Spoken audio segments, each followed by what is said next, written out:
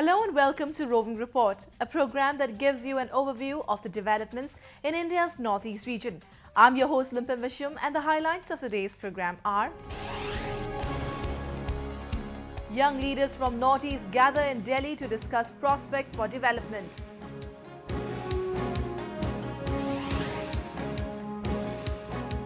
Government won't tolerate hate crimes against northeast people, says Rijiju. Infrastructure conclave in Guwahati highlights the investment potentiality of the northeast.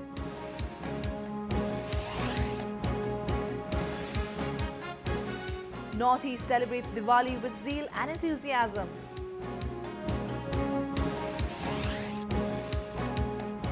And women in Nagaland turn self-employed to earn a living.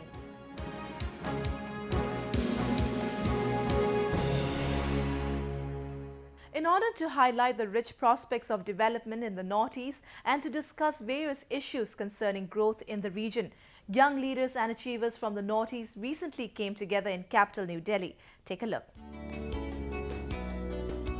There's a huge scope for development in the northeast, and the maximum potential of the region can be explored only through collective effort.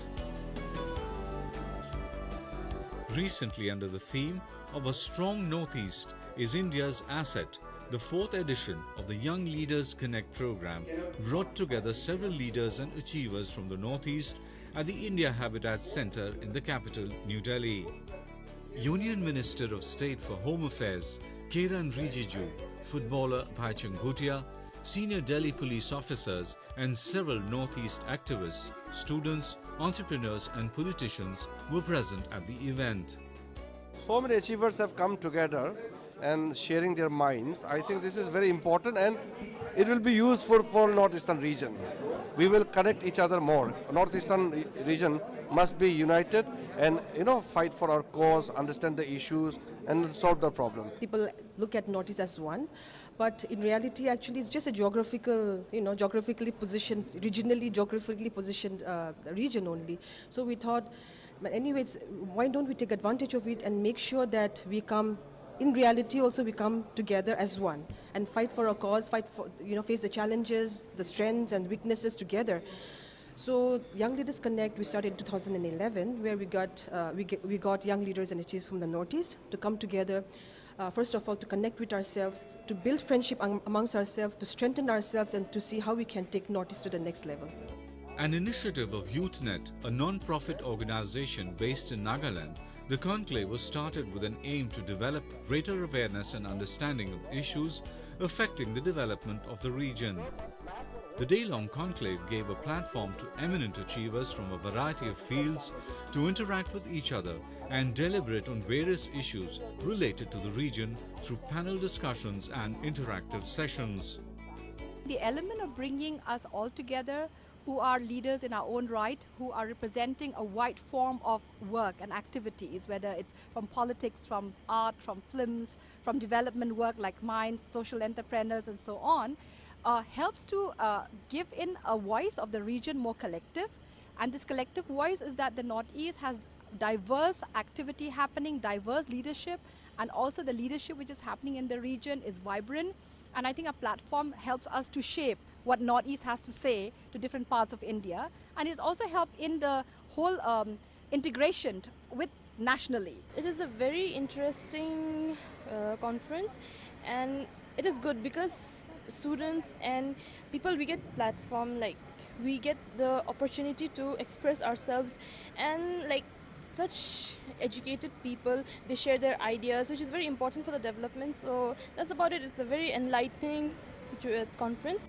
Delhi Police Commissioner B.S. Bassi and National Security Advisor Ajit Doval also made an appearance at the program to address the safety concerns of the northeastern people. Events like this serve as a platform to bring people together to exchange ideas and address various issues concerning the region's development.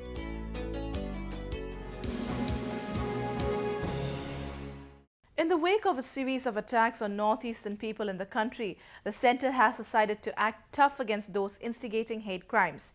Few new initiatives have also been taken to protect the people from the Northeast living in New Delhi and its outskirts. We have a report. Two recent incidents of hate crimes against Northeast people in Bangalore and Gurgaon cities have shook the entire country.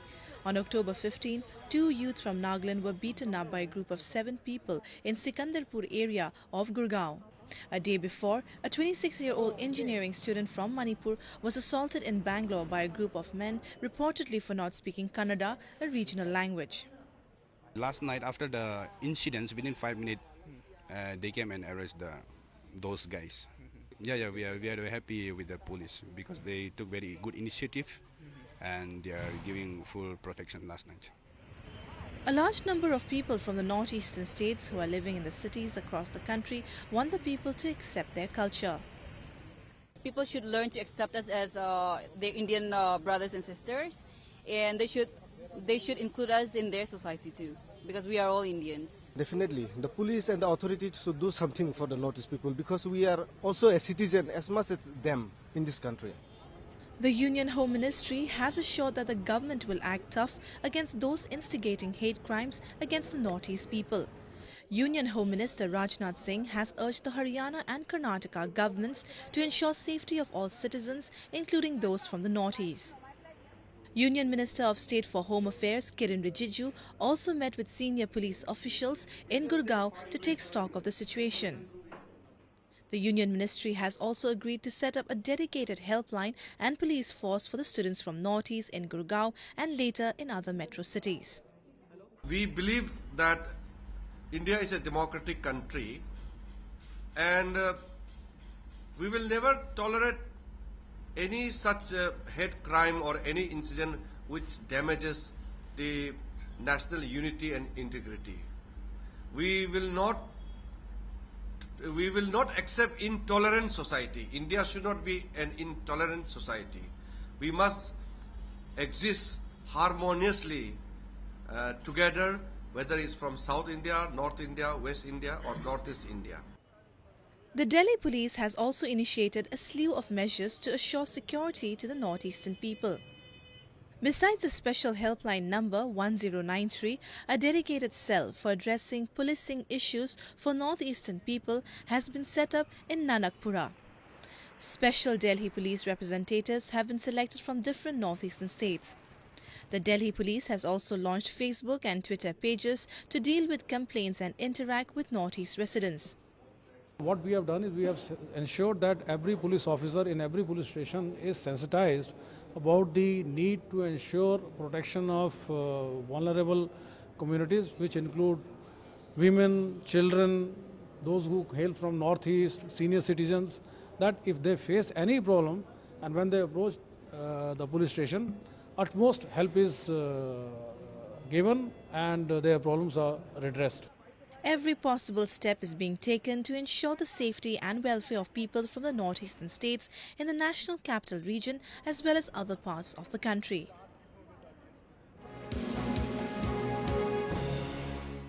Let us now take a look at some of the events that made news in the Northeast recently. The Arunachal People's Choice Award 2014 was recently held in Itanagar with an aim to recognize and promote talented persons in the field of media and business. People from all over the state voted in different fields and chose the awardees, who were then handed over the awards at the event. The program was marked by several cultural performances.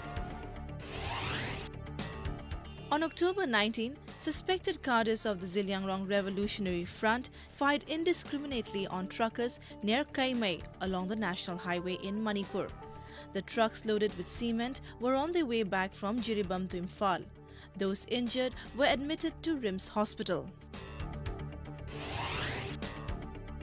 Oil India Limited felicitated gymnast Deepa Karmakar, who won a bronze medal at the 2014 Commonwealth Games at an event held at Nazrul Kalakshetra in Agartala. Tripura Chief Minister Manik Sarkar gave away a cheque of ₹5 lakh to Deepa.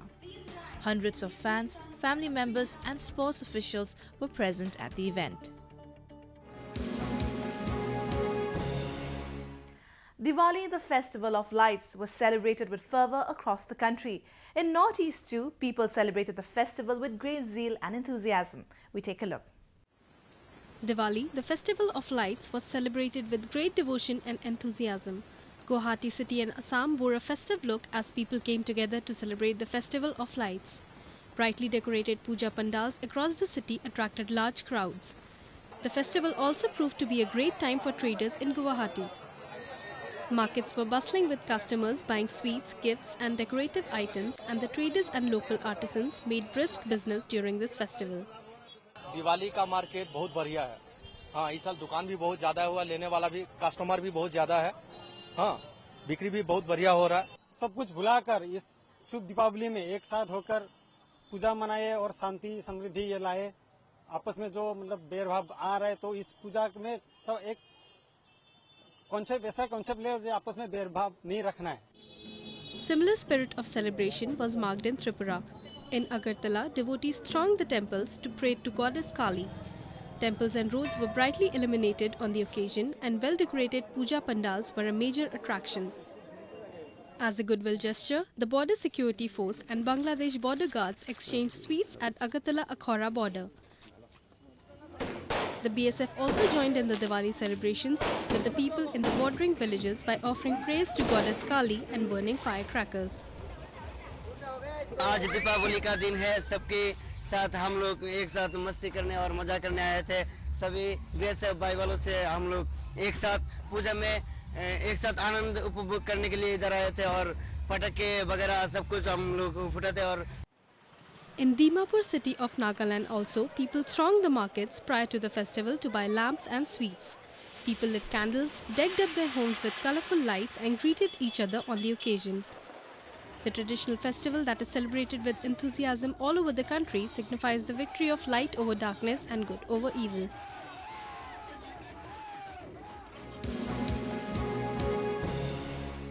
The Northeast region offers immense investment opportunities in different sectors.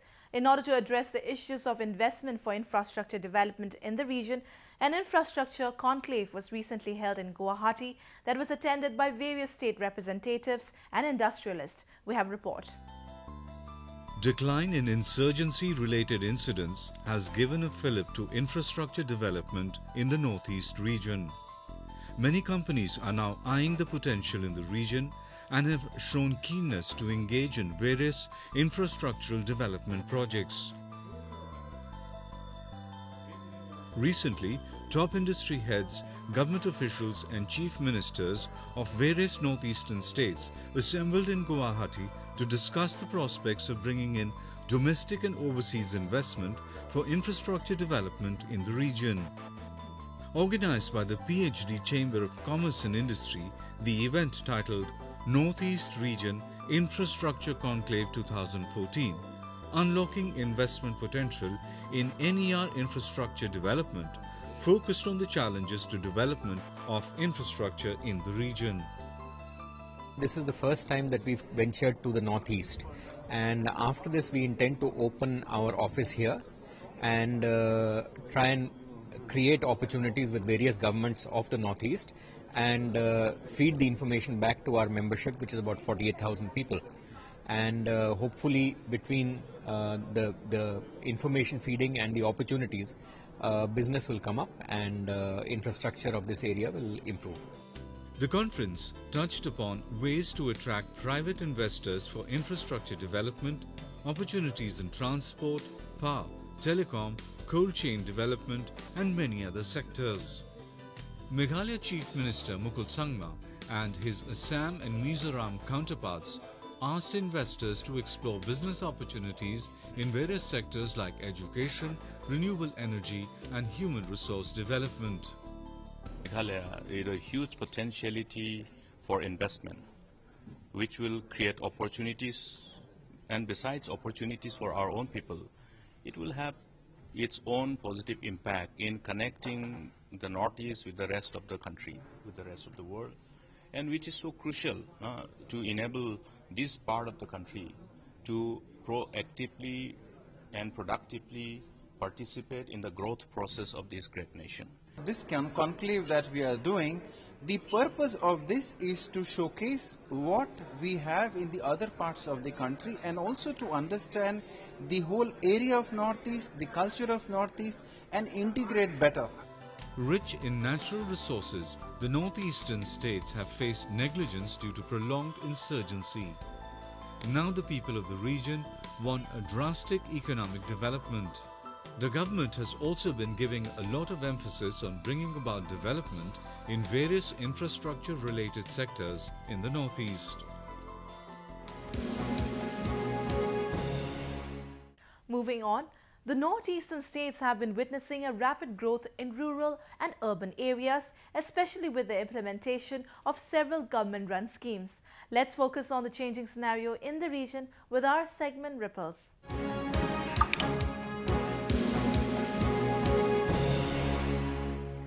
Next, we meet Longjam Hemolata Devi, a weaver from Manipur who is engaged in producing Shaphi Lanpi, an age-old traditional handicraft. As the popularity of this product has gone down in modern age, she has been working and providing training to local women to preserve these handloom products. 47 years old, Longjam Hemolata Devi, a weaver from Kwakethel Mayakoibi Changumam Lekai, is one of the few artisans involved in making Shafi Lanfi, a rare traditional handicraft of Manipur embroidered with meaningful motifs. Hemolata has been working with dedication to promote the Shafi Lanfi craft for years. To preserve the age-old craft, she provides training to some local women in order to carry forward the legacy. Kaigino habada Manipur da lairiba khoigi khulhaiba mayamna suriba mayam thabak sidagi top tongamba mayek amakha oiba mana aduna mayek si akoina production je pak sanna puthokpodi ngamdabagi khudongchaba laibana manam oiraga hairiba potse mayamna khoigi pak sanna laiba phangdaba haiba tare aduga hairiba mayek simadi mayamdagi tongamba pon mayamna pamnariba potsi mayamna tawnaba potu nate anauba potu ni pamnari se. Altogether, 20 women are currently learning the art of Shafi Lanfi under Hemolata's guidance. This traditional handloom product is intricately designed with different meaningful patterns. Earlier, it was used as manafi, a reward by the kings to brave soldiers as a token of honor after winning a battle. Motifs of sun, stars, fish, spear, peacock, buffalo horn, horse and elephant are extensively used. Imung manungidi kumaba ina dum ganda do ishagi oinadi khradi men khatpa ngamma bada tanda bida ishana ishagi sangjaba pochai hai tare ko aigi wakhaladi ai se matam khara suraga ai se ojagi matungi lakhoi ojasi sedwadi ni magi makhada tawraga magi sedwadi phangna bai su yang kan honari adubu huji bukti ojagi makhada ai se merit bukti phange adubu si merit phanga state amuk tanani state phanga national level tanagi khali siloraga isu ai yumda ai gi mayamam taros manai center Manipur has a rich culture of handlooms and handicraft, which needs to be preserved for future generations. Women in Nagaland are increasingly getting self-employed to earn their livelihood. Today, we meet few such women achievers who have been creating ripples in the society. Take a look.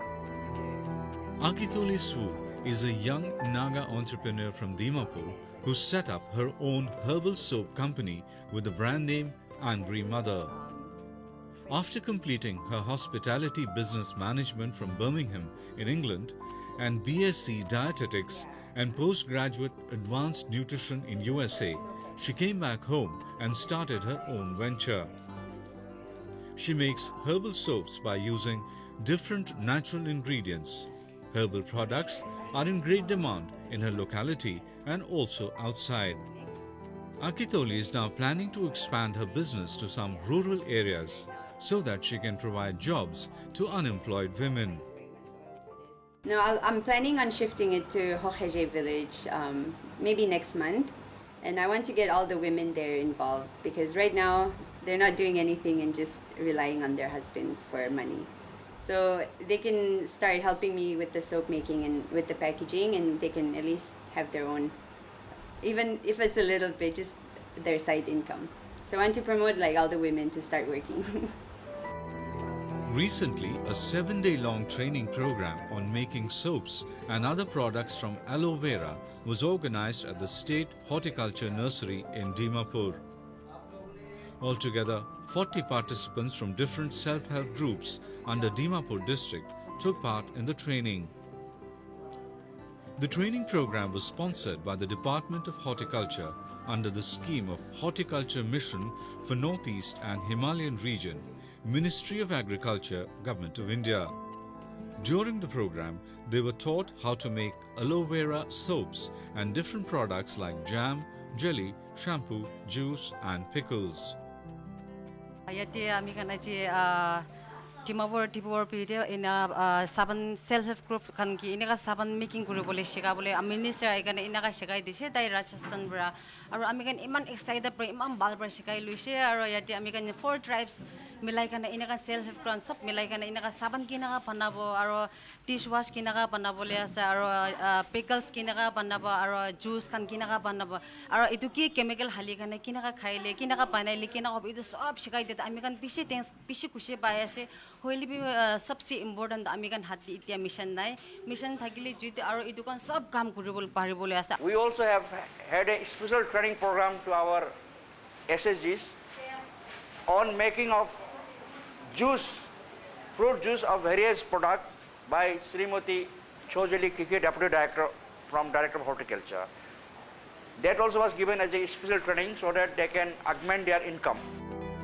Several women in the region have become self-employed in an effort to earn a living and improve their socio-economic status. These women are determined to bring about a change in their fortunes. With that, we have come to the end of this episode of Roving Report.